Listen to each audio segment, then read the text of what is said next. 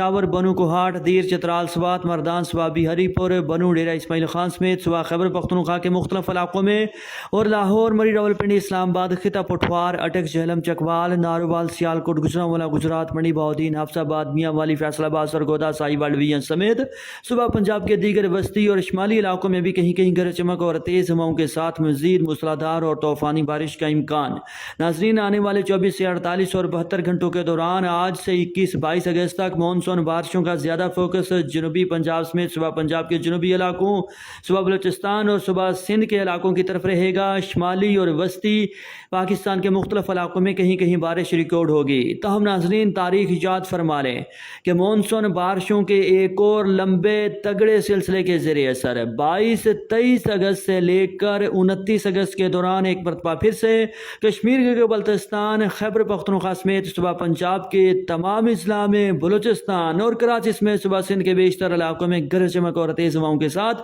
مزید موسلادھار اور شدید طوفانی بارشوں کا امکان ہوگا۔ 22-23-24 اگست سے کشمیر کے بلتستان، خیبر پختونخوا سمیت شمالی اور وسطی پنجاب کے بیشتر علاقوں میں زیادہ شدت کے ساتھ دوبارہ سے مونسون بارشیں شروع ہو جائیں گی، جبکہ اس دوران جنوبی پنجاب، بلوچستان اور کراچی سمیت صوبہ سندھ کے بیشتر علاقوں میں بھی شدید موسلادھار اور طوفانی بارشوں کا امکان۔ ناظرین، اس آنے والے سلسلے کے ذریعے سر ایک مرتبہ پھر سے ملک کے مختلف علاقوں میں 100, 150, 200 ملی میٹر سے لے کر بعض علاقوں میں کل 300 ملی میٹر تک طوفانی بارشوں کا امکان۔